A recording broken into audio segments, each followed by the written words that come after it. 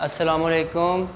तो कल हमने केमिस्ट्री के पहले लेक्चर में केमिस्ट्री के इंट्रोडक्शन के बारे में पढ़ा था, साइंस की डेफिनेशन के बारे में पढ़ा था, केमिस्ट्री की डेफिनेशन के बारे में पढ़ा था और केमिस्ट्री की डेफिनेशन के अंदर हमने कंपोजिशन के बारे में पढ़ा था कि कंपोजिशन किसे कहते हैं, स्ट्रक्चर किसे कहते हैं और प्रॉपर्टीज़ किसे कहते हैं। फिर उसके अलावा हमने केमिकल रिएक्शंस के बारे में भी केमिस्ट्री के पढ़ा था कि केमिकल रिएक्शन जो है वो मैटर में क्या है। तो आज हमने वैसे तो अगर हम देखें केमिस्ट्री की ब्रांचेस जो हैं वो बहुत सारी होती हैं, जैसा कि फ़िज़िकल केमिस्ट्री हो गया, ऑर्गेनिक केमिस्ट्री हो गया, इनऑर्गेनिक केमिस्ट्री हो गया, एनालिटिकल केमिस्ट्री होगी, बायो केमिस्ट्री होगी, इंडस्ट्रियल केमिस्ट्री होगी, तो न्यूक्लियर केमिस्ट्री होगी। तो वैसे तो केमिस्ट्री की बहुत सारी ब्रांचेज हैं, लेकिन आज हमने केमिस्ट्री की सिर्फ 3 ब्रांचेस के बारे में डिटेल के साथ पढ़ना है। तो वैसे अगर हम देखें इस दुनिया के अंदर, हम ऐसी दुनिया के अंदर रहते हैं जिसमें केमिकल्स ही केमिकल्स हैं। केमिकल्स के बगैर हम इस दुनिया के अंदर सरवाइव ही नहीं कर सकते। जैसा कि हमें पता है कि जितनी भी लिविंग थिंग्स हैं, प्लांट्स हो गए और एनिमल्स हो गए, एनिमल्स जो हैं वो ऑक्सीजन के बगैर ज़िंदा नहीं रह सकते। हमें सांस लेने के लिए ऑक्सीजन की ज़रूरत होती है। और ऑक्सीजन क्या है? ऑक्सीजन भी एक एलिमेंट है और ऑक्सीजन भी एक कंपाउंड मॉलिक्यूल है जो हम इनहेल करते हैं, और जो हम एक्सहेल करते हैं, सांस जब हम बाहर निकालते हैं तो कार्बन डाइऑक्साइड गैस जो है वो हम एटमॉस्फेयर के अंदर निकालते हैं। तो इसी तरह जिस तरह एनिमल्स को सरवाइव करने के लिए ऑक्सीजन की ज़रूरत होती है, वाटर की ज़रूरत होती है, इसी तरह प्लांट्स को भी कार्बन डाइऑक्साइड गैस और वाटर की ज़रूरत होती है। तो इसलिए वैसे तो केमिकल्स की अहमियत जो है वो बहुत ज़्यादा है। और इसी तरह केमिकल, क्योंकि केमिस्ट्री तो है ही केमिकल्स की स्टडी, केमिकल्स की जो है वो हमने स्टडी करनी है केमिस्ट्री के अंदर। तो सबसे पहले हम, क्योंकि हमारा टॉपिक है ब्रांचेस ऑफ केमिस्ट्री, तो आज हम सिर्फ 3 ब्रांचेस के बारे में डिस्कस करेंगे कि कौन कौन सी 3 ब्रांचेस हैं केमिस्ट्री की, कौन कौन सी ब्रांचेस हैं केमिस्ट्री की और इनके अंदर हम क्या क्या स्टडी करते हैं। तो सबसे पहले है फिज़िकल केमिस्ट्री। फिज़िकल केमिस्ट्री से हम कहते हैं the branch of chemistry that deals with the relationship between the composition। ये केमिस्ट्री की वो शाख है जिसमें हम कंपोजिशन के ताल्लुक के बारे में पढ़ते हैं। कंपोजिशन, हमने कंपोजिशन ऑफ मैटर के ताल्लुक के बारे में पढ़ते हैं। तो जैसा कि हमको पता है, हम कल कंपोजिशन के बारे में डिटेल के साथ पढ़ चुके हैं कि कंपोजिशन किसे कहते हैं। कंपोजिशन मैटर की उस चीज़ को कहते हैं कि मैटर किन किन एलिमेंट से मिलके बना हुआ है। जैसा कि हमने वाटर के अंदर पढ़ा था कि वाटर जो है वो 2 एलिमेंट से मिलके बनता है, हाइड्रोजन और ऑक्सीजन। तो ये हमें कंपोजिशन, तो इसमें हम कंपोजिशन के रिलेशनशिप के बारे में पढ़ना है। कैसे 2 एटम जो है वो आपस में बाइंड हुए हैं, कैसे हाइड्रोजन जो है वो ऑक्सीजन के साथ अटैच हुई हुई है, तो कैसे सिंगल बॉन्ड के जरिए हाइड्रोजन जो है वो ऑक्सीजन के साथ अटैच हुई हुई है। तो इस कंपोजिशन में हमने उसके रिलेशनशिप के बारे में पढ़ना है, कंपोजिशन के, कि कैसे कंपाउंड्स के अंदर एटम जो है वो एक दूसरे के साथ जुड़े हुए होते हैं। तो बेसिकली कंपोजिशन के रिलेशनशिप से मुराद ये है कि हमने एटम्स के दरमियान केमिकल बॉन्ड को डिटेल के साथ पढ़ना है फिजिकल केमिस्ट्री के अंदर। फिर उसके बाद है physical properties of the matter, और मैटर की जो तबई खुसूसियात हैं, जो ज़ाहरी खुसूसियात हैं, उनके बारे में भी हमने डिस्कस करना है फिजिकल केमिस्ट्री के अंदर। तो उसके बाद है and along with the changes in them, और तबई खुसूसियात को पढ़ने के साथ साथ, कंपोजिशन के ताल्लुक को पढ़ने के साथ साथ, हमने मैटर में जो चेंजेस आती हैं, जो तब्दीलियां आती हैं, उनके बारे में भी पढ़ना है कि जैसे जैसे टेम्परेचर के इफ़ेक्ट के ऊपर, जैसे फॉर एग्जांपल हमने वाटर को कूल किया, फ्रीज़ करने के बाद, फ्रीज़ करने से पहले वाटर जो है वो लिक्विड स्टेट में था, लेकिन जब हमने उसको फ्रीज़ कर दिया तो फ्रीज़ करने के बाद वो आइस में कन्वर्ट हो गया, बर्फ़ में कन्वर्ट हो गया, और बर्फ़ जो है वो किस स्टेट की है? वो सॉलिड स्टेट की है। तो वो भी हमने मैटर में जो चेंजेस आती हैं वो भी हमने स्टडी करनी है फिजिकल केमिस्ट्री के अंदर। फिर उसके बाद है structure of atom. Structure of atom, atom का स्ट्रक्चर किस तरह का होता है। एटम के स्ट्रक्चर, एटम के बारे में का स्ट्रक्चर जो है वो ये है कि एटम के दरमियान में न्यूक्लियस मौजूद होता है और न्यूक्लियस के अंदर प्रोटॉन और न्यूट्रॉन मौजूद होते हैं, जबकि उसके गिर्द शेल बने हुए होते हैं। शेल जो है, फॉर एग्जांपल अगर हम एटम का स्ट्रक्चर देखें तो एटम का स्ट्रक्चर जो है वो कुछ इस तरह का होता है। ये दरमियान में न्यूक्लियस मौजूद है और न्यूक्लियस के अराउंड जो है वो शेल मौजूद होते हैं, जिस शेल में इलेक्ट्रॉन्स जो हैं वो रिवॉल्व करते हैं अराउंड द न्यूक्लियस, न्यूक्लियस के गिर्द गर्दिश करते हैं। तो इस एटम के स्ट्रक्चर के बारे में भी कि एटम किन किन चीज़ों से मिलकर बना हुआ है। एटम तो प्रोटॉन, न्यूट्रॉन और इलेक्ट्रॉन, 3 सब एटॉमिक पार्टिकल से बना हुआ है। ये भी हम स्टडी करेंगे फिजिकल केमिस्ट्री के अंदर। फिर उसके बाद है स्ट्रक्चर ऑफ एटम्स के बाद फॉर्मेशन ऑफ मॉलिक्यूल्स, कि मॉलिक्यूल कैसे बनते हैं। मॉलिक्यूल हम कहते हैं कि जब 2 या 2 से ज़्यादा एटम्स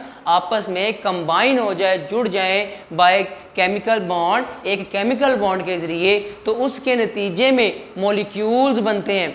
तो मॉलिक्यूल्स के बारे में भी कि मॉलिक्यूल्स किस तरह बनते हैं तो वो भी हमने फिजिकल केमिस्ट्री के अंदर पढ़ना है। फिर उसके बाद है behaviour of gases, liquid and solid, क्योंकि हमको पता है मैटर 3 स्टेट में पाया जाता है, 3 हालतों में पाया जाता है मादा, ठोस, माया, gas, solid, liquid and gas. तो अब हमने गैसेस के बिहेवियर के बारे में पढ़ना है कि गैसेस की क्या क्या प्रॉपर्टीज़ होती हैं। तो इसी तरह लिक्विड्स की भी खसूसियात के बारे में पढ़ना है। लिक्विड्स की खसूसियात किस तरह की होती हैं, लिक्विड के पार्टिकल्स, गैस के पार्टिकल्स और सॉलिड के पार्टिकल्स जो हैं वो कैसे एक दूसरे के साथ जुड़े हुए होते हैं, क्योंकि एक एटम मिलके तो नहीं ना बहुत सारे मॉलिक्यूल्स बना सकता।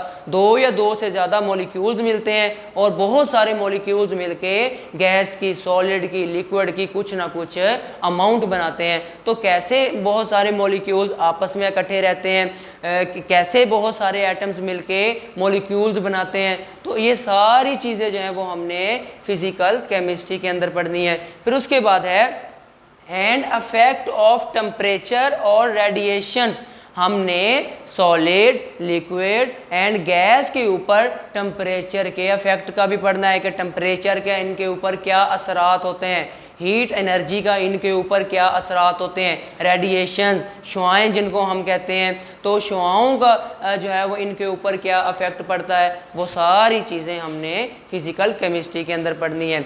तो फिज़िकल केमिस्ट्री के अंदर, फिज़िकल केमिस्ट्री जो है वो बहुत वास्ट जो है वो ब्रांच है केमिस्ट्री की। इसमें हम केमिकल बॉन्ड्स के बारे में पढ़ेंगे, एटम के स्ट्रक्चर के बारे में पढ़ेंगे, इलेक्ट्रॉन के बारे में पढ़ेंगे, प्रोटॉन के बारे में पढ़ेंगे, न्यूट्रॉन के बारे में पढ़ेंगे। फिर उसके अलावा कोवलेंट बॉन्ड, आयोनिक बॉन्ड, जितनी भी किस्म के बॉन्ड जो हैं वो केमिस्ट्री के अंदर मौजूद हैं, उन तमाम बॉन्ड्स के बारे में हमने फिज़िकल केमिस्ट्री के अंदर पढ़ना है। तो उसके बाद अगर हम दूसरी ब्रांच की बात करें तो दूसरी ब्रांच है organic chemistry. Organic chemistry, organic word जो है वो ऑर्गेनिज्म से निकला हुआ है। ऑर्गेनिज्म हम किसको कहते हैं, ऑर्गेनिज्म हम जानदारों को कहते हैं। तो जानदारों के अंदर जो कंपाउंड पाए जाते हैं और उन कंपाउंड्स को पहले तो लेबॉर्ट्रीज के अंदर तैयार नहीं किया जाता था, लिविंग ऑर्गेनिज्म के अंदर भी कुछ कंपाउंड पाए जाते हैं और ज़्यादातर वो कंपाउंड जो है वो कार्बन और हाइड्रोजन के ऊपर मुश्तमिल हैं। तो इसीलिए ऑर्गेनिक केमिस्ट्री के अंदर हमने उन कंपाउंड्स के बारे में स्टडी करनी है, उन कंपाउंड्स का मताला करना है जो सिर्फ कार्बन और हाइड्रोजन के ऊपर कंसिस्ट होते हैं। कार्बन और हाइड्रोजन के ऊपर जो कंपाउंड कंसिस्ट होते हैं उनकी स्टडी को हम कहते हैं कि ये ऑर्गेनिक केमिस्ट्री है, क्योंकि पहले लेबॉर्ट्रीज के अंदर जो है वो ऑर्गेनिक कंपाउंड्स प्रिपेयर नहीं किए जाते थे।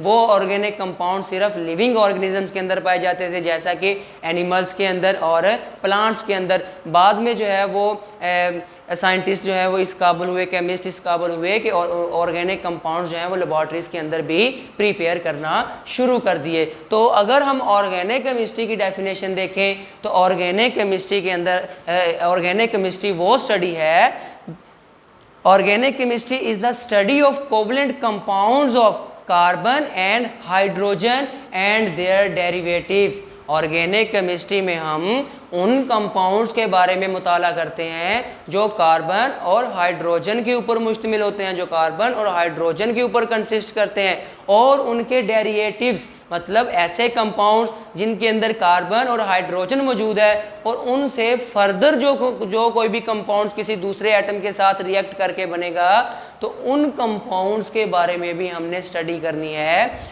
ऑर्गेनिक केमिस्ट्री के अंदर। तो ऑर्गेनिक केमिस्ट्री का अगर हम स्कोप देखें कि कहाँ पे ये ऑर्गेनिक केमिस्ट्री जो है वो अप्लाई होती है, तो ऑर्गेनिक केमिस्ट्री का अगर हम स्कोप देखें तो ये जितनी भी पेट्रोलियम मसनूआत हैं, पेट्रोल हो गया, डीजल हो गया, नेचुरल गैस होगी, उसके अलावा जो हम घरों में यूज़ करते हैं सुई गैस के तौर पे, ये तमाम चीज़ें जो हैं ये भी कार्बन और हाइड्रोजन के ऊपर मुश्तमिल होती हैं, क्योंकि ये पेट्रोल, नेचुरल गैस और या कोल गैस, जो जितने भी कोयला वगैरह हो गए, ये तमाम कंपाउंड्स तब बनते हैं जब लिविंग थिंग्स की डीकम्पोजिशन हुई थी बहुत अरसा पहले, जब लिविंग ऑर्गेनिज्म जो हैं वो ज़मीन के नीचे दब गए थे, और ज़मीन के नीचे दबने के बाद वहाँ पे बग़ैर हवा के एक बहुत लंबे अरसे वाला जो है वो एक केमिकल रिएक्शन हुआ, जिसके नतीजे में वो लिविंग ऑर्गेनिज्म जो हैं वो पेट्रोल में कन्वर्ट होगी, कोल में कन्वर्ट होगी, कोयले में कन्वर्ट होगी, नेचुरल गैस में कन्वर्ट होगी। तो इस तरह ऑर्गेनिक केमिस्ट्री के अंदर हमने जितनी भी पेट्रोलियम प्रोडक्ट्स हैं उनके बारे में हमने पढ़ना है, और पेट्रोकेमिकल्स जो कि पेट्रोल से बनने वाले जितने भी केमिकल्स हैं उनके बारे में हमने पढ़ना है ऑर्गेनिक केमिस्ट्री के अंदर। फिर उसके बाद है फार्मास्यूटिकल इंडस्ट्रीज़, ऐसी मेडिसिन्स जो हम ऑर्गेनिक कंपाउंड्स को यूज़ करते हुए बनाते हैं, उन कंपाउंड्स के बारे में भी हमने स्टडी करनी है ऑर्गेनिक केमिस्ट्री के अंदर। तो लास्ट पे अगर हम देखें तो लास्ट पे है इनऑर्गेनिक केमिस्ट्री। इनऑर्गेनिक केमिस्ट्री जैसा कि नाम से जाहिर है, तो इनऑर्गेनिक केमिस्ट्री के अंदर हमने स्टडी करनी है उन कंपाउंड्स के बारे में, उन तमाम कंपाउंड्स के बारे में जो इस दुनिया के अंदर पाए जाते हैं, मां सवाए उन कंपाउंड्स के जिनके अंदर कार्बन और हाइड्रोजन पाई जाती है।